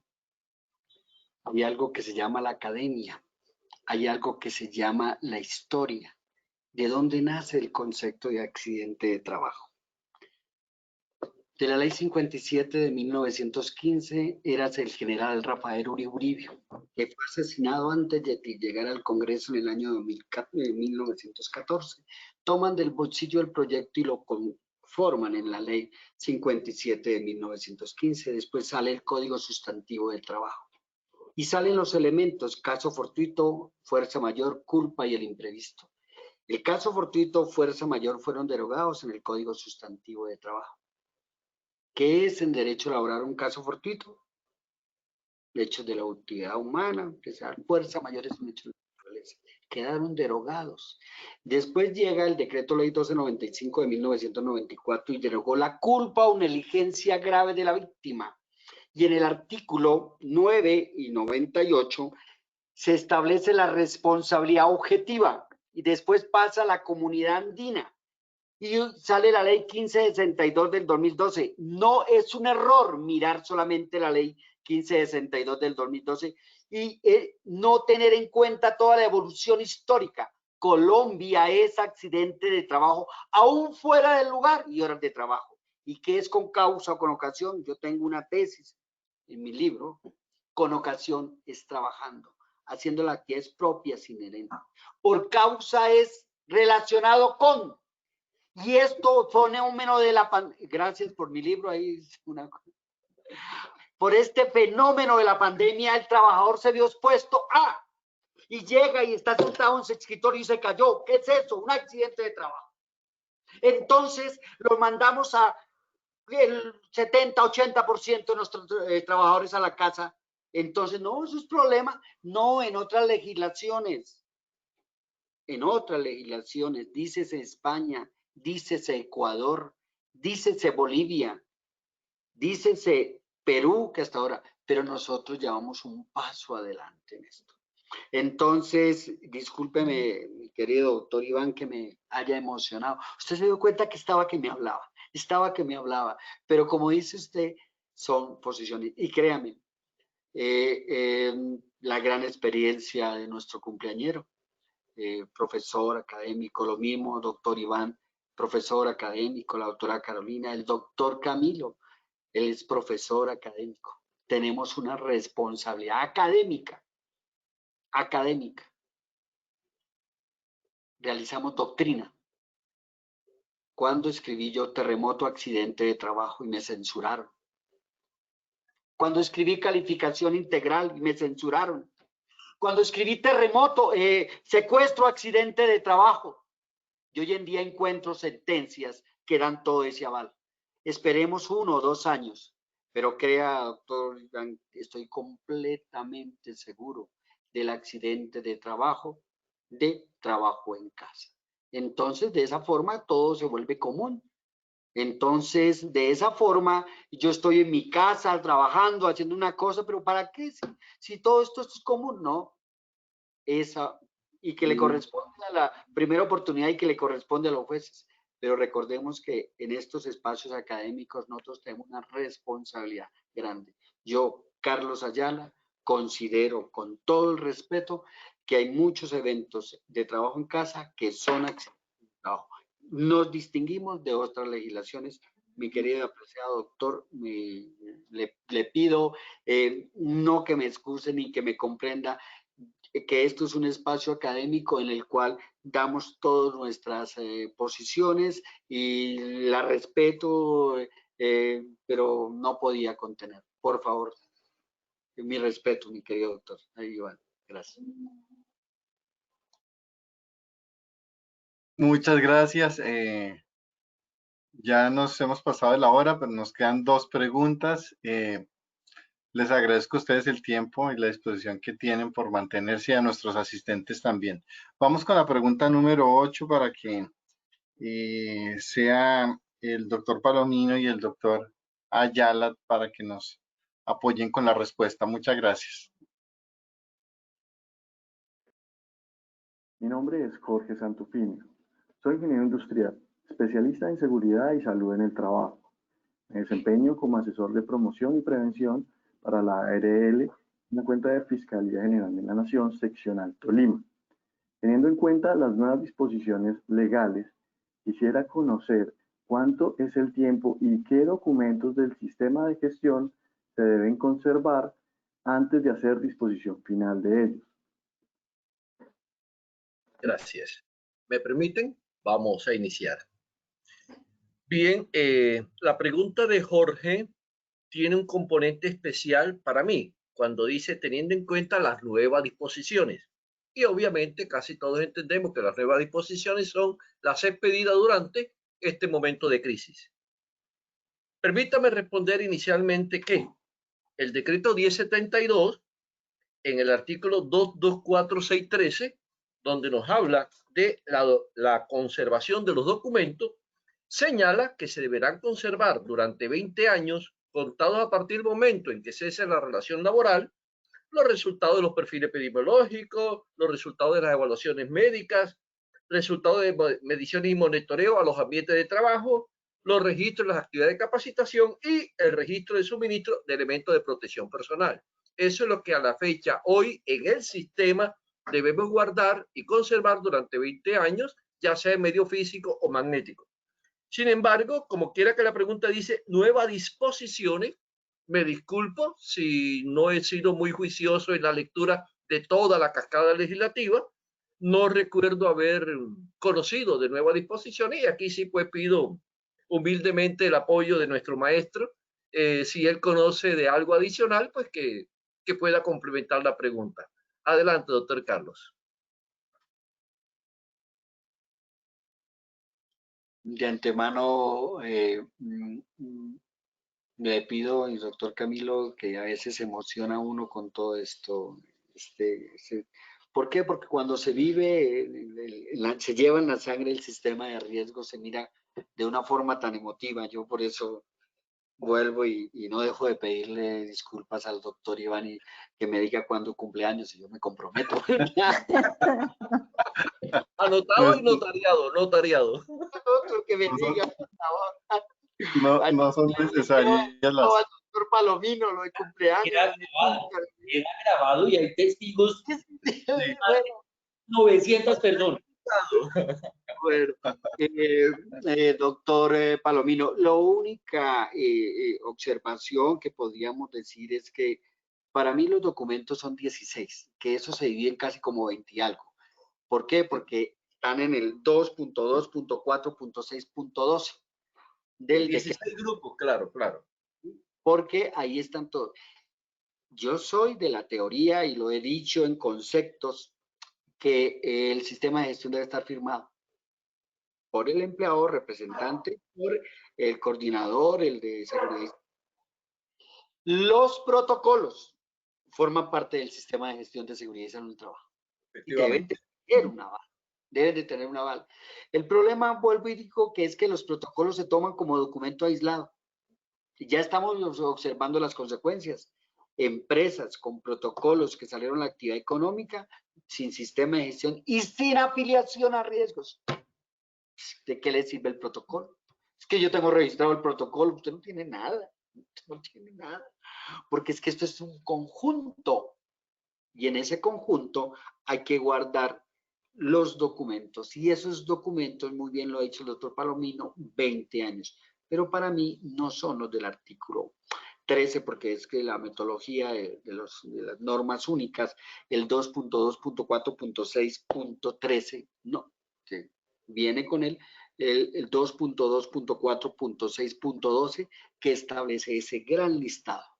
Y ese gran listado, que están 16 puntos, hay que tener cuidado con el número 5, que habla de las firmas, los avales.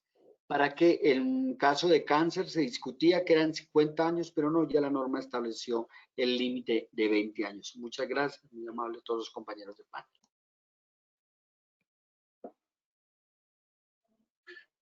Muchas gracias, doctora Ayala. Y como decía, pues acá no es necesario ni siquiera pensar en recibir unas disculpas y menos de parte suya, porque pues la emotividad que usted expresa hace parte de la esencia que cada uno de nosotros tiene por el tema de la seguridad y salud en el trabajo. A cada uno de nosotros nos importa la protección de los trabajadores, desde lo personal, incluso desde nuestras propias instituciones. Ahí me salgo un poco del terreno académico, pero es eso, ¿no? Y la formación que hacemos con los alumnos está orientada específicamente a eso, a que velen por la seguridad, por la salud de los trabajadores e incluso quienes, pues obviamente tenemos alumnos en formación en Derecho y en especializaciones en Derecho, pues hacemos énfasis, y lo digo de manera particular, en que abordemos el tema de la responsabilidad civil, no solo desde la función reparadora o resarcitoria, sino también desde la función preventiva de la responsabilidad civil. Es algo que tenemos que enseñarle a nuestros estudiantes de derecho, a nuestros abogados, que se entienda que si nosotros queremos una jurisprudencia con otra orientación, de eso nos encarguemos quienes son abogados litigantes. El primer eslabón de la jurisprudencia es el abogado litigante. Y si nosotros queremos traer al derecho laboral conceptos como el de la garantía de no repetición, temas como medidas de prevención social, excusas públicas y demás, somos nosotros quienes, o los abogados, quienes lo deben hacer. No hay que separarnos del concepto que el derecho al trabajo, así como a la dignidad y a la integridad de las personas son derechos humanos y son protegidos convencionalmente. Entonces, doctor, no, obviamente no es objeto de recibo esas excusas para nada, y es la emoción que a cada uno de nosotros nos acoge cuando hablamos de estos temas de la seguridad y salud en el trabajo. Ya para finalizar, entonces, vamos con la última pregunta, que les pido el favor a Carolina e Iván para que cierren el evento del día de hoy con la respuesta. Mi nombre es Estefany Carrillo Martínez, soy la asesora de seguridad y salud en el trabajo de la empresa Quimicol en la ciudad de Barranquilla. Quería hacerles una pregunta, y es, ¿qué implicaciones legales se podría presentar para la empresa si tenemos un trabajador mayor de 70 años que tiene su contrato suspendido y con la reapertura económica ingresa nuevamente a laborar, se contagia de COVID y muere? ¿Qué implicaciones legales hay para la empresa en este caso?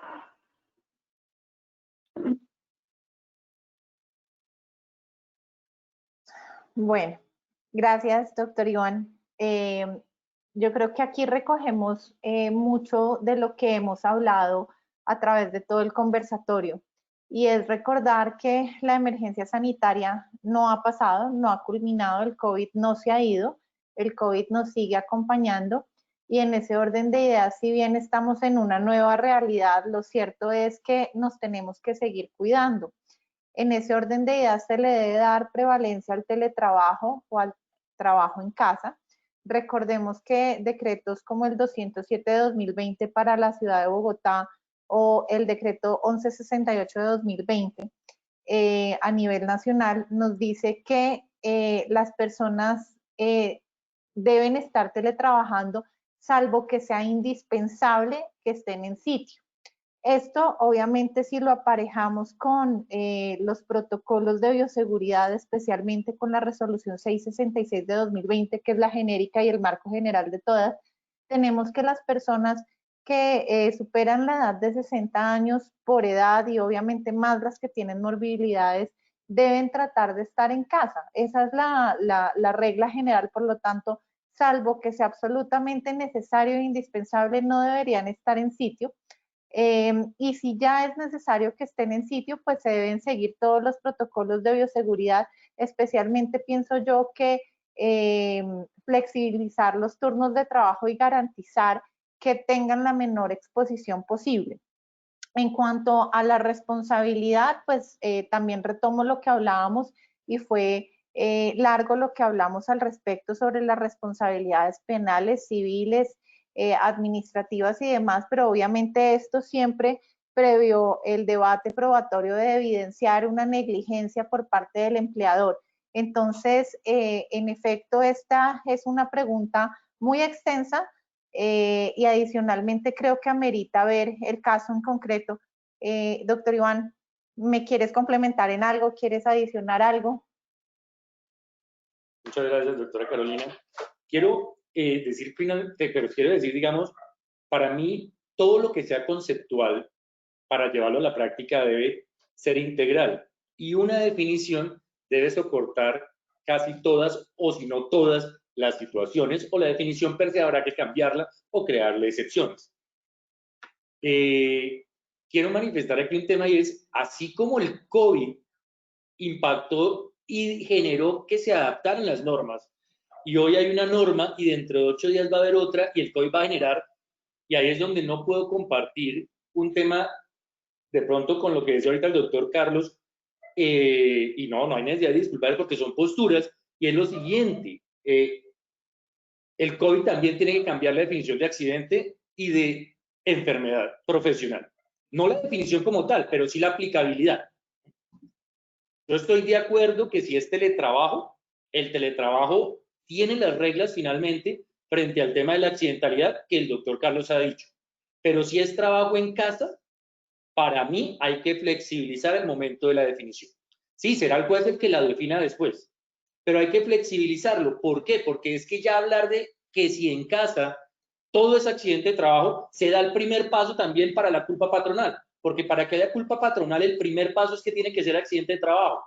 No puede haber culpa patronal frente a un tema que no sea accidente de trabajo. Entonces se le cayó la silla a la persona en la casa, entonces es culpa patronal porque el empleador no fue hasta allá a mirar cuáles eran las sillas del trabajo en casa durante la pandemia. Entonces, no podemos quedarnos con definiciones de aplicación de definiciones de antes. La pandemia también debe cambiar la doctrina y debe cambiar la jurisprudencia frente a lo que pasa durante la pandemia. Después volvemos a discutir el tema y nos ponemos totalmente de acuerdo porque estoy alineado frente a la definición de accidente y de enfermedad. Pero lo de la pandemia en las situaciones concretas hay que ser muy cuidadosos. Y eso me lleva al tema precisamente de los 70 años, porque lo que hay que proteger es la vida y la integridad de la persona. Y si yo soy coherente con todo lo que he dicho, al empleador le toca restringir, no porque él quiera de pronto, porque por mí como empleador, que todos me vuelvan al trabajo y yo poderlos ver y poderles, porque es que aquí estamos acostumbrados a ver a la gente y a obligar a la gente. Entonces, por mí como empleador, todos para la oficina, todos a trabajar. Pero si a mí me establece la ley una restricción porque yo creo que hay que cumplir la restricción, y los de factor de riesgo, los mayores es un factor de riesgo real epidemiológico, son los últimos que deben entrar. Y si no estoy obligado y te puedo manejar las cosas en casa, debo darle prioridad a la casa como dicen las normas. Si yo obligo a una persona que pudiendo haber estado en la casa, simplemente porque yo quiero que vuelva y porque hay que reactivarse, para mí usted puede incurrir en temas de responsabilidad, porque le aumentó el riesgo. El accidente es objetivo como accidente de trabajo, objetivo, pero la culpa es subjetiva.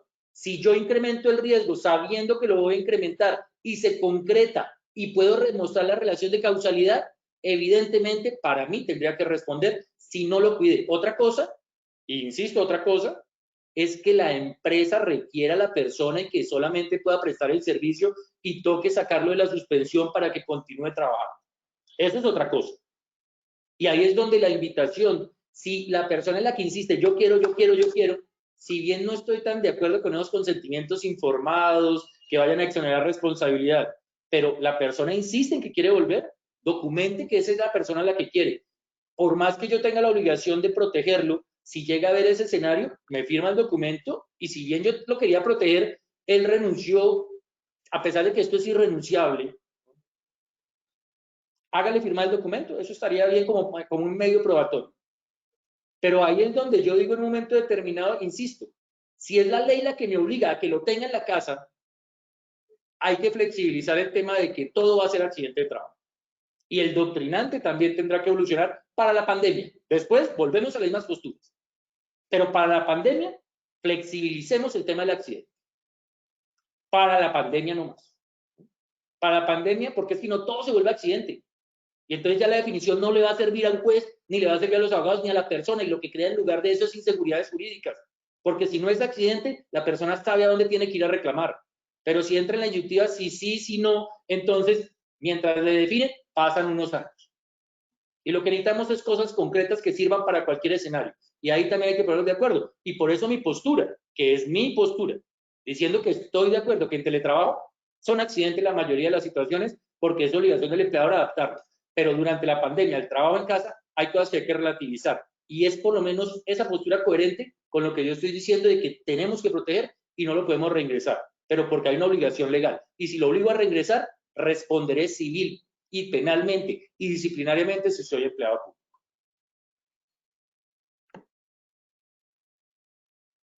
Muchas gracias, doctor Iván. Pues aquí podríamos quedarnos largas horas escuchando las posturas de cada uno de ustedes. Esto es digamos que las bondades de la academia, de nuestro modelo jurídico adicionalmente, en donde pues está sujeta a interpretación todas las normas que existan y por lo tanto pues me agrada que estos espacios obviamente tengan esa efusividad frente a sus expresiones y a las posiciones que se adoptan frente a los temas. Quiero agradecer a quienes nos acompañan aún a esta hora. A ustedes, señores panelistas, les doy la palabra para que se despidan de sus asistentes. Recuerden que las preguntas nos las pueden enviar a este correo educa.certificado@positiva.gov.co. Ahí nosotros haremos todo el tema de la asignación de las preguntas para los foros venideros y nuevamente agradecerles su presencia y que este es el espacio para ustedes, que han construido ustedes, que ya es un espacio que es solicitado por nuestra audiencia, por nuestros afiliados, por quienes no son afiliados también. Entonces, quiero darles la palabra para que se despidan de su auditorio con un corto mensaje de esperanza frente a lo que estamos viendo en este momento y la evolución que se tiene de manera positiva al reintegro laboral, como se está generando en este momento en el país. Empecemos por nuestro doctor Jesús Palomino para que se despida de su audiencia. Muchas gracias, doctor Camilo. Muy honrado de estar compartiendo panel con la doctora Carolina, el doctor Carlos Ayala, el doctor Iván, con Lina, Fernando y todas las personas que nos están siguiendo, muy amables por sus palabras de felicitación, que en familia me dicen que ya no festejamos, sino conmemoramos. Esperemos que esto no sea realidad. Esperamos efectivamente que esto pase pronto. Cuidémonos. Una persona que quede contagiada en el mundo afecta a usted y a mí. Protejámonos. Muchas gracias.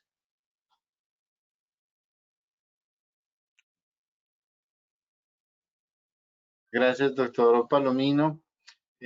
Doctora Carolina. Bueno, creo que solo quedan agradecimientos después de todas estas preguntas y estos debates tan interesantes, también por la audiencia que continúa con nosotros y hace que estos espacios sean tan enriquecedores. En cuanto a la emergencia sanitaria, no hay mal que dure 1000 años, estoy completamente segura que saldremos adelante y aprenderemos mucho de esta situación. De hecho, creo que no hay nadie hoy que diga que no ha aprendido algo en estos 5 meses que han transcurrido. Estamos más cercanos a nuestras familias de alguna forma, hemos aprendido a valorar más los medios de trabajo, aprendimos a que, y ahí retomo un poco lo que decía Iván, que no es necesario estar sentado en una oficina para ser productivo. Entonces, seguramente, a pesar de que es un momento difícil para todos, vendrán cosas mucho mejores y pues no nada, con mucho ánimo y nos vemos en el siguiente panel con muchas más preguntas, muchos más debates y cosas mucho más interesantes. Saludos, abrazos a todos. Muchas gracias por todo. Gracias, Carolina. Doctor Iván. Agradecer al doctor Camilo la invitación, agradecerle a Positiva, agradecer a mis compañeros de panel, agradecerle a todos los asistentes la paciencia que nos tienen frente a estos debates y frente al apasionamiento que realmente sentimos. Es por la vida, es por la integridad. El sistema de gestión y los riesgos laborales buscan proteger a la gente, pero el primer protector es usted mismo, somos nosotros como personas. Protejámonos a nosotros, a nuestras familias. Vamos por la mitad del camino y hay que continuar sacando este tema de la pandemia adelante y nos va a ir a todos muy, muy bien manteniendo nuestra salud. Quiero, no con ánimo de presentar disculpas, ni mucho menos, sino es el tema de aumentar un reconocimiento que sí es algo que dijo el doctor Ayala, que es muy importante. Gracias a las tesis que se ha permitido el exponer a nivel doctrinario, es cierto, y lo reconozco como abogado, se avanzó mucho por parte de la jurisprudencia de la Honorable Corte Suprema de Justicia para identificar casos que sí deben ser calificados como accidentes de trabajo. Y de ahí la importancia de cada uno de los doctrinantes. Y realmente eso es un trabajo que ha dado usted y que creo que todos hemos aprendido. Las posturas, obviamente, que cada uno de nosotros tenemos, es respetable desde el punto de vista doctrinal, pero creo que estos espacios son los que construyen y permiten que se evolucione siempre en protección de la vida, la salud, la integridad, pero el único realmente responsable de esto al final va a ser ustedes como trabajadores que entiendan cuáles son sus derechos, los hagan exigibles, las empresas que los respeten y las ARLs, como está haciendo Positiva, que los socialicen y participemos. Es un trabajo de todos y vamos a salir adelante, pero todavía nos falta. Tengamos cuidado con eso. Gracias, Iván. Queda pendiente la fecha de cumpleaños para que internamente la comparta para el... el 18 de abril, los invito a Ibagué, a todos, o sea... 8 de abril, perfecto. 18. No, 18, perdón. Bueno, Iván, muchas gracias. Doctora Ayala, un mensaje de despedida, por favor, por el día de hoy. Ya muy amable, el doctor ya me dio la fecha, entonces ya. Bueno, el autocuidado, importante, este constante cambio, estar pendientes, se trabajan normas y de un momento a otro van a salir y ténganlo por seguro que salen y hay que estar ahí pendientes. La pasión y el amor que le coloca uno a la seguridad y salud en el trabajo, y bienaventurados los que han estudiado y los que están estudiando seguridad y salud en el trabajo. Este es un gran momento, entonces les deseo los mejores de los éxitos, que valoren el trabajo, pero también la salud. Eso hay que nivelarlo y valorar el trabajo, porque en cada uno de nosotros está hacer patria. Entonces, por favor, muchas veces, no sé, hermanos, que el trabajo, que no sé qué, no. Valorar el trabajo, valorar la salud, valorar la familia. A mis alumnos, vuelvo y les digo, un cordial saludo, un cordial abrazo, porque mis alumnos son mis segundos hijos. De parte de Carlos Ayala, con todo el amor para mis alumnos. Gracias. Gracias, doctora Ayala. Gracias nuevamente a todos ustedes. Que tengan una buena noche y un buen resto de semana. A todos nuestros asistentes también, una despedida muy cordial desde Positiva. Síganos acompañando, por favor, en este reto importante. Ya tenemos más de 750.000 trabajadores certificados en el país en temas de seguridad y salud en el trabajo. Un gran logro que hemos conseguido con todo el apoyo del equipo de Educa en la compañía, en la Vicepresidencia de Promoción y Prevención, para el servicio de cada uno de ustedes. Muchas gracias y que tengan muy buena noche. Un saludo especial para todos.